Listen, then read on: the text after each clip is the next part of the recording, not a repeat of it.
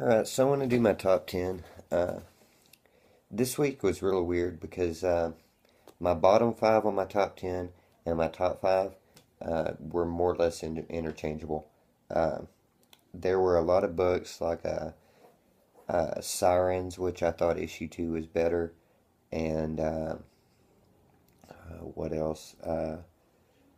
Core, which was just kind of the same as it always is.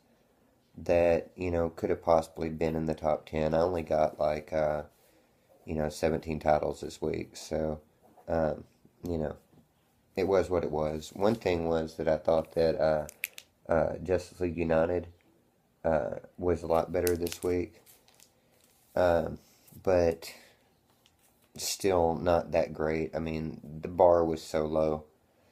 But anyway, my top 10, number 10 is October Faction. So, this book has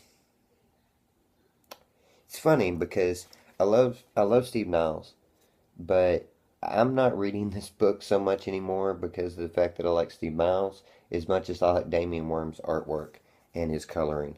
Um, I like I like how dark it is. Anybody that's watched me for any amount of time knows how I like Ben Templesmith's art or Riley Ramazzo's art or people like that that do um, very, you know, sketchy, watery color type of things. I like that. What I like about Damian Worm is that he throws in all these colors, all these like blues and yellows, and you know, bright, vibrant purples that I just really, really like about this book.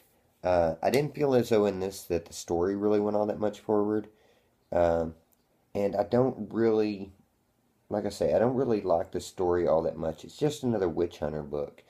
And that's so, there's that against it. But Damian Worm's art, anybody that knows anything else that Damian Worm's done that could recommend something, I would love it because I really, really like him in that.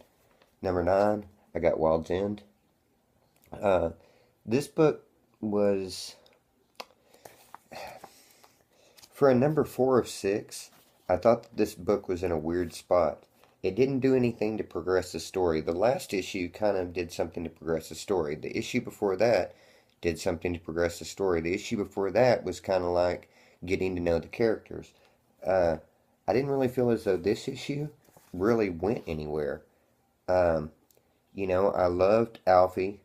I loved the interaction between the Admiral and the author.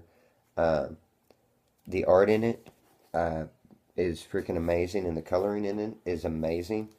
Um, but I think that I can't wait for this to come out in trade because I think it's going to be a great trade to sit down and read because a lot of this stuff, like in the, all this like map stuff that's going on in the back and, you know, these ads and newspaper articles that have been in previous issues. I think if they include those in the trade, that'll be a just awesome trade. Number 8 was Winter World. I love this story. I love Chuck Dixon's story. Um, I love the coloring in this by Diego Rodriguez, which is which is really really good. I don't know who does the inking on this, but the inking on this is really freaking good too. Uh, I guess that Thomas Guillermo, who illustrates it, does the inking. But yeah, the inking on this is also really good. Basic gist of this story is that the world's been turned to ice. It's your basic like apocalyptic story. There's not anything crazy about it, but they take Mad Max or Waterworld or whatever and put it on snow and ice with like this global warming thing going on. Uh, this issue I really liked, even though it didn't have anything to do with our main characters in the book. Uh, I wish more people read this because it is a really, really good book.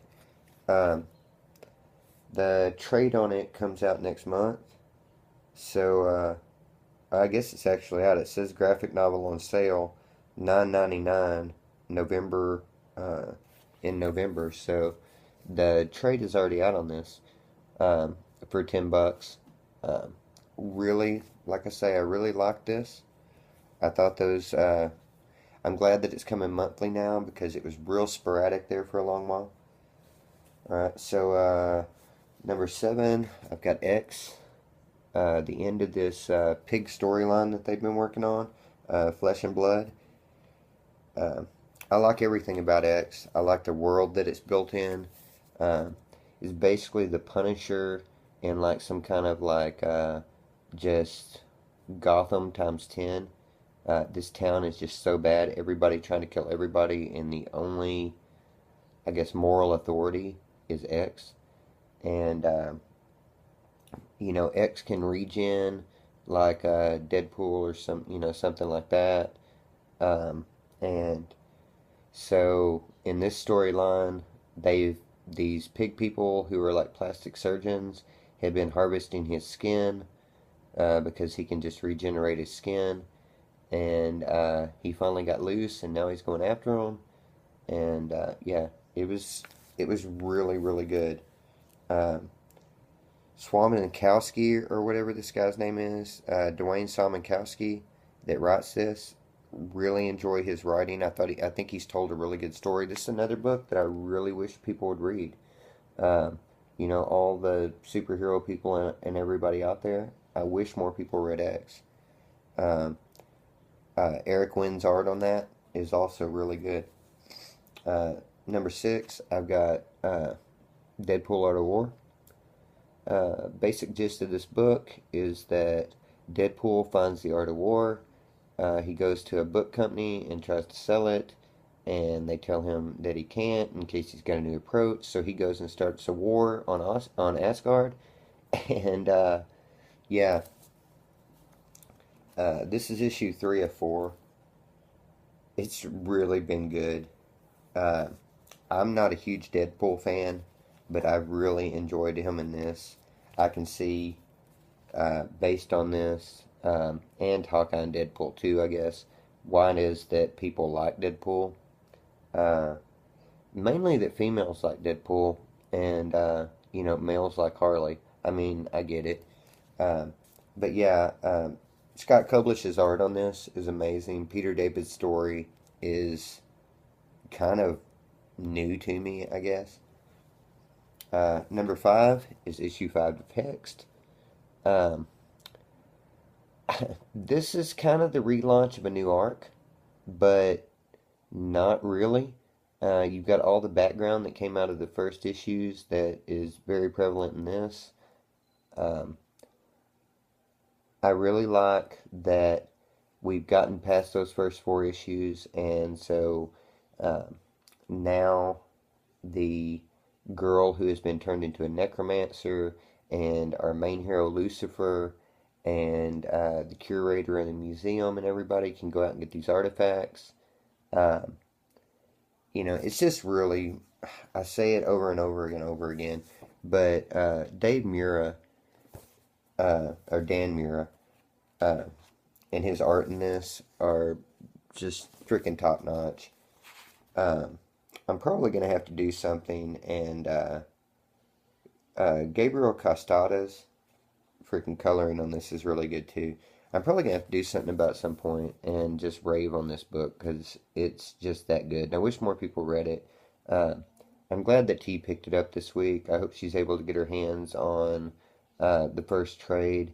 I'm assuming since it's a boom title that the first trade will probably be the first 4 issues, that first story arc.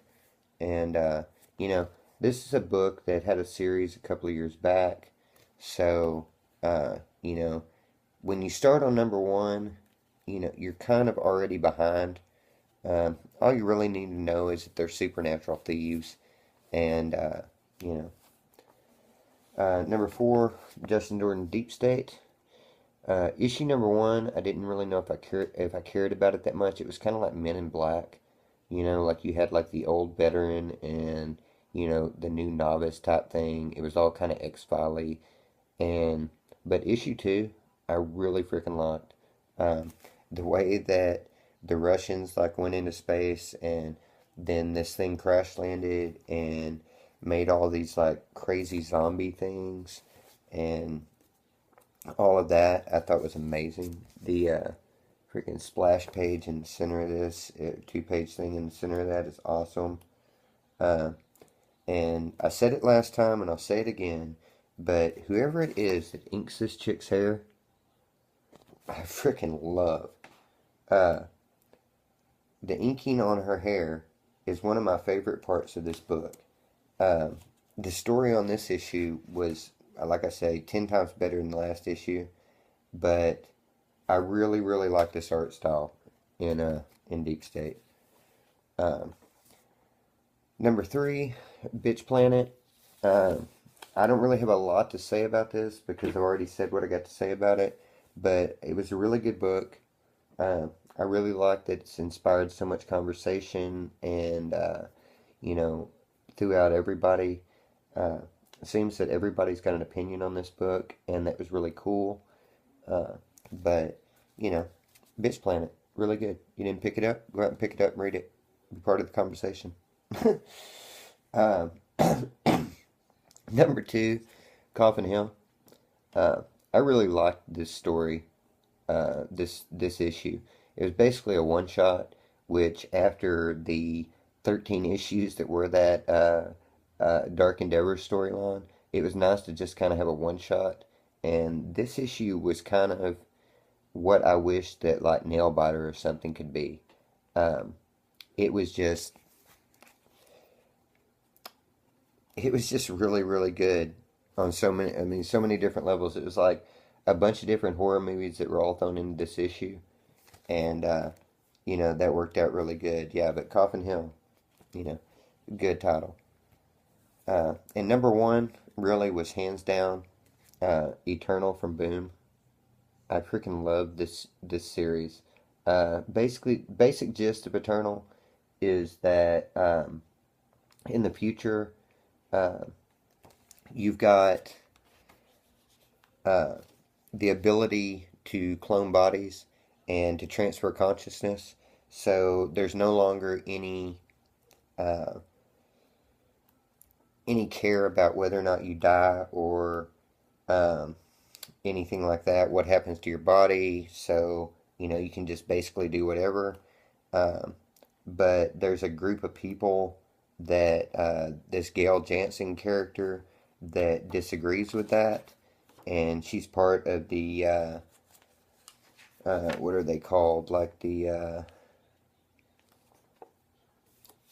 National Liberation Front or something like that. That's not what they are, but they're humans that are trying to stop the whole cloning and transfer because in the future, because of the fact there's no consequences for you dying, people can just do whatever, and they're having like suicide parties where like they'll post a video on YouTube of like them shooting themselves in the head after everybody else. These people are graduating from high school, so they all jump out of airplane without parachutes because they've got cloned bodies and they can transfer consciousness.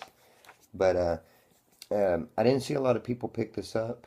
If I thought it was a great sci-fi story, and yeah, highly recommend it. Uh, and that's about it.